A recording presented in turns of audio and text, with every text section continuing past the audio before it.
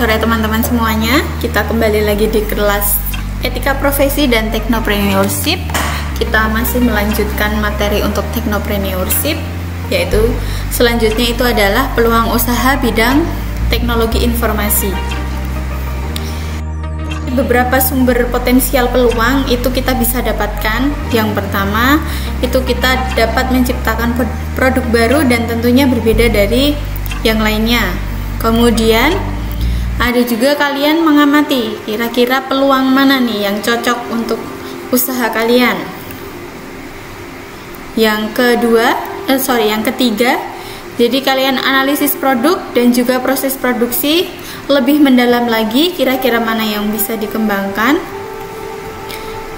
Nah, yang tentunya yang paling penting kalian harus menaksir juga biaya awal untuk memulainya.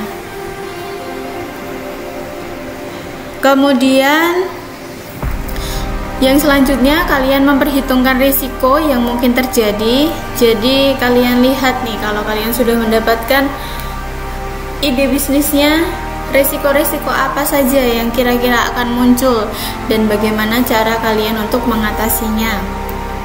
Nah, di sini kalian harus tahu juga bagaimana mencari informasi peluang terkait usaha di bidang IT. Berbicara tentang sumber potensi peluang, nah sekarang bagaimana proses mencari informasi peluang usaha. Yang pertama, tidak usah jauh-jauh, yaitu dari diri kalian masing-masing.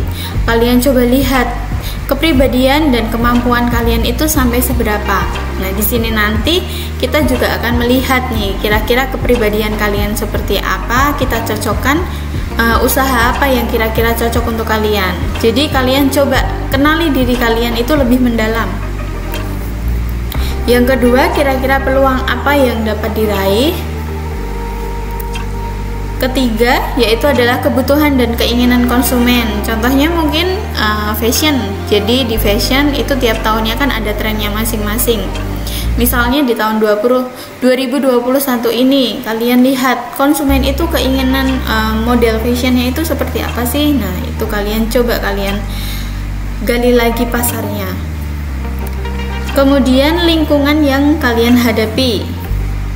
Dan kemudian ada juga situasi persaingan. Jadi persaingan, kalau kalian menentukan ide bisnis tersebut, kira-kira saingan kalian itu sampai di mana saja dan seberapa besar. Nah, itu kalian juga harus perhatikan juga.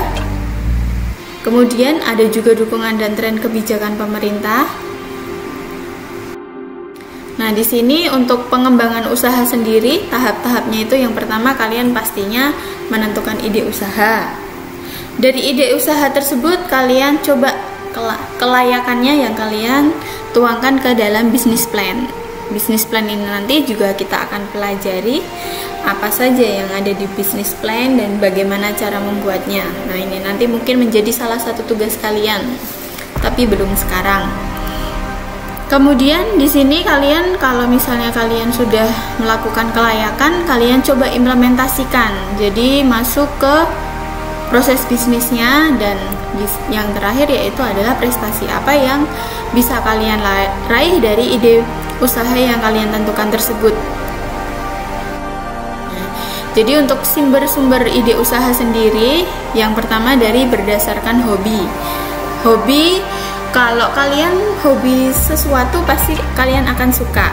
Nah, dari suka tersebut kalian coba kalian lihat pangsa pasarnya itu di mana, kalian lakukan hobi kalian. Nah, kalau kalian melakukan hobi dengan senang hati, pastinya sambil berusaha pun juga akan dilakukan dengan sepenuh hati.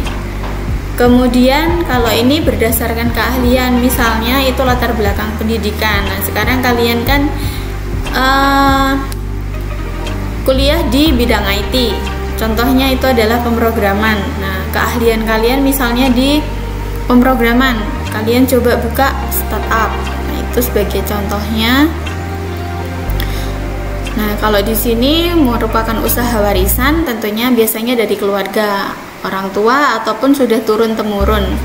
Ini kalian tinggal menjalankannya, jangan hanya menjalankan saja, Kalau kalian hanya menjalankan saja, ya usaha kalian pasti akan stuck di situ-situ aja.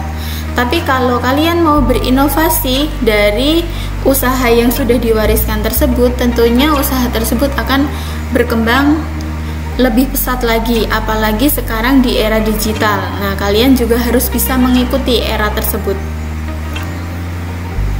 Di sini kalian juga bisa membuat inovasi baru. Kalau misalnya sudah ada, contoh paling gampang kan dulu pisang goreng ya sudah digoreng gitu aja. Tapi kalau sekarang pisang goreng itu ada yang digoreng tepung, ada yang tepung crispy, kemudian dikasih topping-topping. Nah, itu contoh dari inovasi. Kemudian kalian juga harus menyesuaikan dengan kebutuhan sekitar. Jadi untuk kebutuhan sekitar ini kalian lihat kebutuhan yang ada di lingkungan kalian itu kira-kira yang di bagian mana. Kalau kalian misalnya hidup di lingkungan para petani, ya kalian jangan jualan beras. Nah, itu kan sama aja, nggak bakal laku juga karena mereka sudah bisa menghasilkan beras sendiri. Nah, ini beberapa faktor yang perlu kalian perhatikan juga sebelum kalian memulai sebuah usaha. Jadi, faktor kelayakan pasar. Ini kalian perhatikan juga pasarnya itu seperti apa. Kemudian kesukaan dari konsumen itu bagaimana terhadap produk kalian. Kemudian ada faktor keahlian atau familiaritas. Ada juga faktor dana. Jadi dana juga kalian perhitungkan, kalian di lingkungan mana. Apakah kalian di lingkungan menengah ke bawah atau menengah ke atas? Kalau kira-kira kalian tinggalnya di lingkungan menengah ke bawah, ya jangan kalian patok harganya di lingkungan menengah ke atas. Itu kalian sesuaikan lagi. Dan juga faktor bahan baku, apakah kalian mudah untuk mendapatkan bahan baku tersebut. Nah, di sini juga ada sumber daya manusia dan teknologi. Tentunya kalau kalian mau usaha yang berkembang, tidak hanya kalian sendiri yang menjalankannya, tapi kalian perlu juga baik itu sumber daya manusia ataupun teknologi pendukung. Nah, ini perlu kalian perhatikan juga. Dan tentunya kepribadian kalian itu seperti apa? Apakah kalian bisa menerima masukan dari orang-orang sekitar kalian, atau kalian memang agak susah untuk menerima? Jadi kalau seperti itu, ya kalian punya produk, misalnya menurut pasar itu produknya ini masih kurang di bagian A, tapi kalau kalian tidak bisa menerima masukan tersebut, ya kalian pasti akan tetap mempertahankan produk tersebut walaupun mungkin masih banyak kurangnya. Nah, di sini kita akan coba menentukan kira-kira jenis usaha apa yang cocok dengan kepribadian kalian masing-masing. Jadi di sini ada kurva sudah terbagi menjadi 4 kuadran.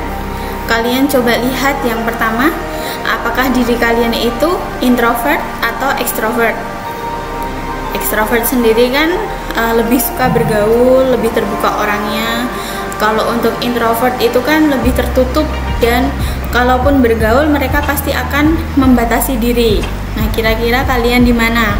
Kemudian yang kedua, apakah kalian itu lebih mendominasi atau lebih berdedikasi? Nah, kalau sudah kalian sudah lihat diri kalian nanti tinggal melihat apakah kalian ada di kuadran 1, kuadran 2, kuadran 3, atau kuadran 4. Kalau kuadran 1 itu adalah D itu dominan. Kalau untuk P itu adalah populer, T itu adalah tenang, dan di kuadran keempat itu K adalah konvensional. Nah, sekarang kita lihat kalau misalnya kalian ada di kuadran 1 dominan, itu apa aja sih? Kalian akan lebih memiliki motivasi yang kuat untuk mengejar prestasi, jadi kalian lebih dominan.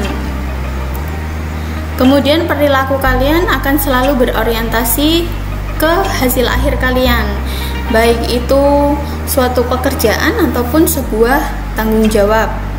Kemudian kalian lebih suka menyenangi tantangan.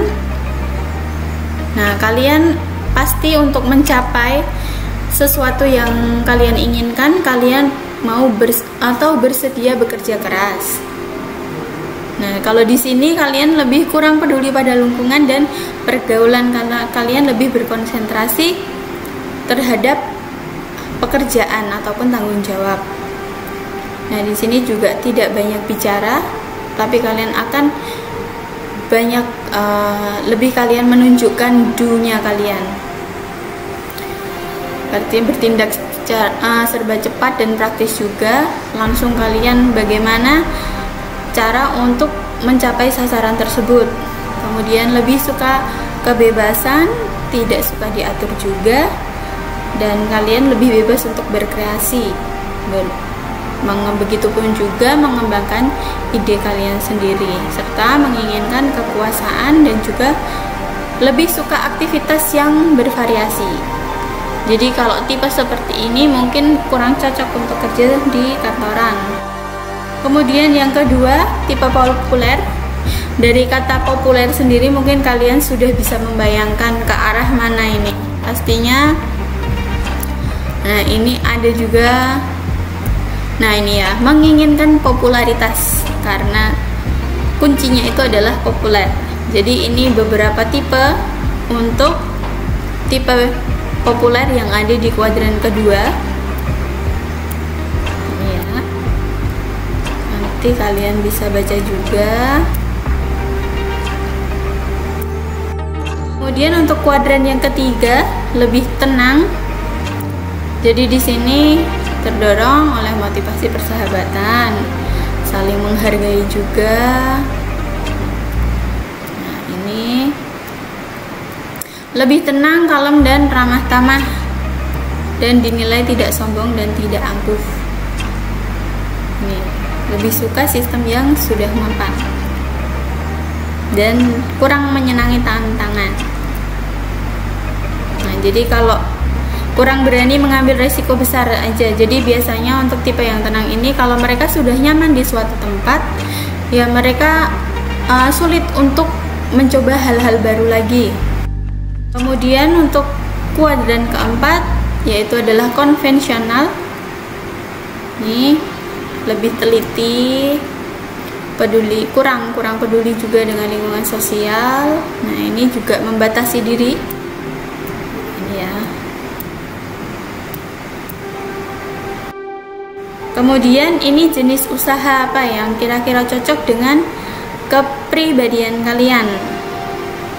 Jadi kalian kalau misalnya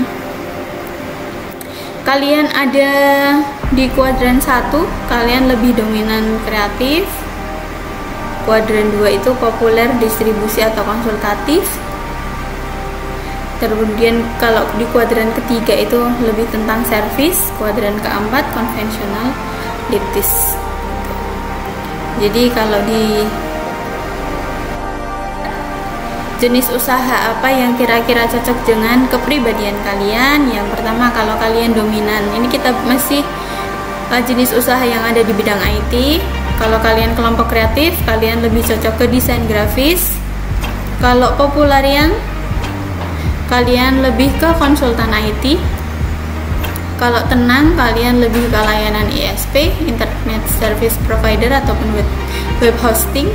Kemudian kalau untuk konvensional, kalian lebih cocok ke programmer, software developer. Nah, ini kalau yang ada di bidang IT. Ini ada contoh yang di bidang luar IT. Jadi dominan ini lebih ke bidang produksi, mungkin makanan, minuman, kerajinan. Kalau untuk populis atau populer tadi itu lebih ke jasa konsultasi, mungkin kursus-kursus seperti itu.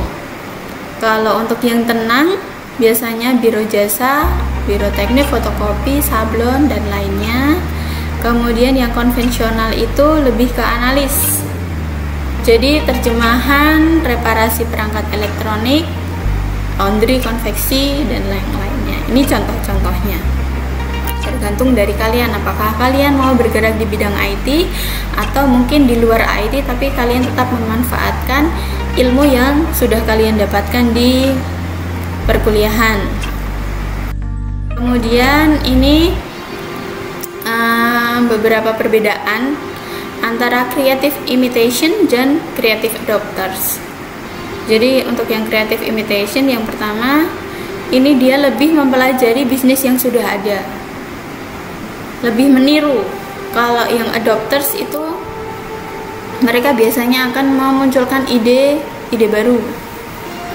Kemudian ada juga mengkaji input dan output suatu bisnis. Kalau untuk yang adopters memenuhi kebutuhan yang belum terpenuhi. Nah itu sama yang terakhir, kalau untuk creative imitation itu menganalisis 4P pesaing. Dan untuk creative adopters itu meniru dan memodifikasi 4P. Jadi tidak hanya meniru tapi memodifikasi. Nah 4P sendiri itu adalah yang pertama produk, yang kedua price, yang ketiga place, dan yang terakhir itu promotion. Jadi untuk produk sendiri tentunya kalian menentukan produk apa yang menjadi andalan kalian dan bagaimana cara mengembangkan produk andalan kalian itu. Contohnya itu bisa kalian menambah varian rasa, mungkin ukuran, ataupun juga bentuk dan kemasannya. Jadi kemudian untuk yang price sendiri, untuk menentukan harga, ini juga salah satu faktor dalam kesuksesan proses penjualan. Jadi harga ini sendiri adalah seberapa besar untuk mendapatkan seberapa besar harga untuk mendapatkan produk ataupun jasa kalian. Nah, jadi tinggi rendahnya ini selalu menjadi perhatian utama para konsumen. Kemudian untuk place-nya atau tempat, jadi pemilihan lokasi usaha yang strategis ini juga menjadi salah satu faktor yang mempengaruhi kesuksesan pemasaran dari sebuah usaha. Jadi kalau pasti kalian akan melihat perbedaan antara usaha yang letaknya ada di pinggir jalan utama dan mungkin di dalam gang. Itu bisa kalian lihat. Kemudian yang terakhir yaitu adalah promotion atau promosi. Jadi bagaimana cara kalian untuk mengenalkan produk kalian kepada konsumen atau kepada pasar. Nah, jadi untuk pertanyaannya yang pertama, kira-kira nih kalian ada di kuadran mana? Kemudian yang kedua, dan jenis usaha apa yang cocok untuk kepribadian kalian. Jadi ini untuk pertanyaan di diri kalian sendiri, sambil kalian lihat kepribadian kalian itu seperti apa. Ini tidak perlu dikumpulkan. Ini diagram alir peluang usaha. Jadi yang pertama ada kebutuhan,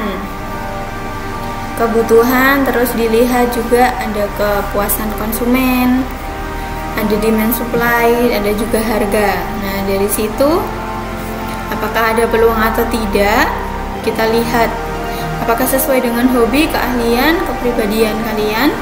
Kalau iya, kalian coba tes kelayakan usaha. Kalau misalnya tidak, tentunya kalian lihat lagi kebutuhannya itu seperti apa.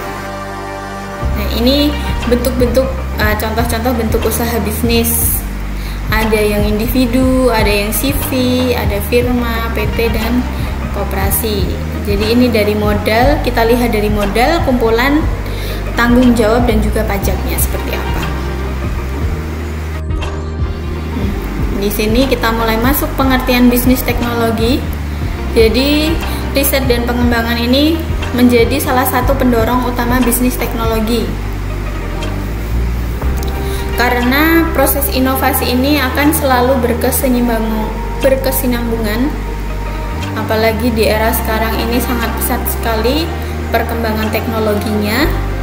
Jadi kalian mungkin bisa memulai usaha dari skala kecil ataupun menengah hingga menjadi sebuah perusahaan unicorn. Nah, di sini Di sini kalian perlu juga menginvestasikan 5-25% hasil penjualan kalian untuk R&D, jadi research and development. Jadi kalau produk kalian sudah banyak konsumen yang mengenal, kalian coba lihat lagi, kalian research lagi produk kalian adakah yang masih bisa dikembangkan lagi, dan kalian coba mendevelop lagi. Nah, itu nanti akan menghasilkan atau membuat usaha kalian menjadi semakin besar. Ini adalah salah satu tempat yang ada di Amerika, namanya adalah Silicon Valley. Nah, di sini adalah kumpulan pabrik-pabrik terkenal. Ada Philips, ada Sharp, ada di sini salah satu Apple juga ada di sini.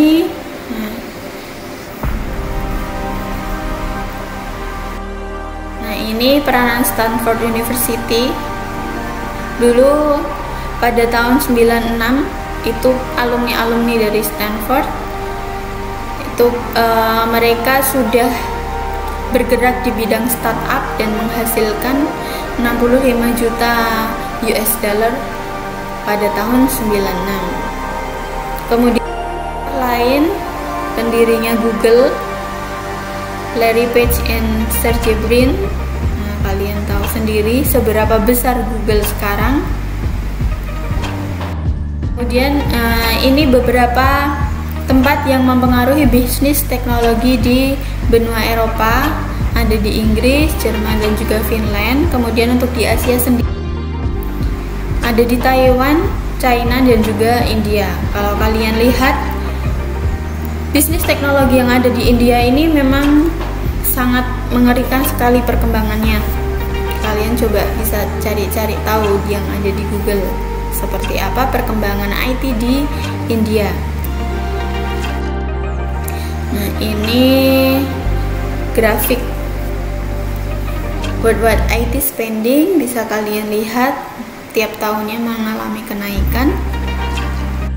Ini adalah beberapa bidang yang nantinya akan berkembang ke depannya. Yang pertama itu adalah business integration, kedua ada mobile and wireless, ketiga security. Security ini memang sangat penting sekali untuk perkembangan teknologi sekarang. Kalian coba bayangkan kalau misalnya dengan perkembangan teknologi yang sekarang tanpa ada security akan seperti apa. Pembayaran pun sekarang secara digital, tidak seperti dulu kita harus bawa uang cash baru bisa mendapatkan sesuatu. Kemudian ada juga emerging geographies, bandwidth demand, dan masih ada beberapa lagi. Ini prospek e-bisnis di Indonesia sendiri. Ada kira-kira, ini contoh-contohnya aja. Jadi kira-kira ada 10 prospek yang ada di Indonesia. Nah, sebelum kita lanjut lagi untuk absensi kita minggu ini, masih kita lakukan di siasat. Untuk persyaratannya, coba kalian ketikkan NIM titik 2, kemudian kalian ajukan satu pertanyaan mengenai materi kita hari ini. Jadi persyaratannya kalian ingat baik-baik, kalian tuliskan NIM titik 2, kemudian apa pertanyaannya di kolom kritik dan saran yang ada di siasat. Nah, ini aplikasi TIK yang bermanfaat dalam kehidupan sehari-hari. E-government ini bergerak di bidang pemerintahan, e-business, e-learning. Nah, ini yang dampaknya yang baru kita rasakan, benar-benar rasakan sekarang ini di masa pandemi. Kemudian masih ada beberapa contoh yang lainnya lagi. Nah, ini tips praktis merangsang munculnya ide usaha yang kreatif. Jadi yang pertama nih, contohnya adalah memodifikasi. Kalau untuk modifikasi, nah untuk memodifikasi apa saja sih yang kira-kira bisa kalian modifikasi? Nah, contohnya adalah ada warna, ada bentuk suara, mungkin ada bau ataupun gerakan. Kalau untuk menyusun kembali kira-kira apa? Urutan, komponen, jadwal, dan pola. Nah, itu beberapa tips quote aja untuk kalian yang mungkin dapat bermanfaat juga atau memotivasi kalian. Jadi menurut Alexander Graham Bell ada satu quote begini yang dia katakan. Jadi ketika satu pintu tertutup, maka pintu lain akan terbuka. Namun kita akan seringkali terpaku menyesali pintu yang tertutup itu hingga tak bisa melihat pintu lain yang terbuka bagi kita. Jadi kalau misalnya kalian sudah menjalankan sebuah usaha ternyata gagal, nah kalian jangan hanya terpaku di kegagalan kalian, tapi kalian coba lihat lagi ke kanan dan ke kiri. Apakah ada peluang lain atau bagaimana cara untuk memperbaikinya? Nah, itu kalian perlu mungkin masukan-masukan dari orang terdekat kalian atau orang yang sudah berpengalaman terlebih dahulu. Begitu. Jadi kalian teruslah maju dengan ide-ide cemerlang kalian. Jadi untuk materi kita hari ini sampai di sini saja. Kita lanjutkan untuk minggu depan. Untuk proposal bisnis, beberapa kelompok sudah mengirimkan ke saya dan sudah saya terima, tapi memang masih proses saya baca satu persatu karena saya harus mengoreksi. Mungkin ada yang perlu ditambahkan atau mungkin ada yang perlu diganti seperti itu. Jadi kalian tunggu saja untuk email balasan untuk yang bab 1. Jadi sekian materi kita minggu ini. Terima kasih.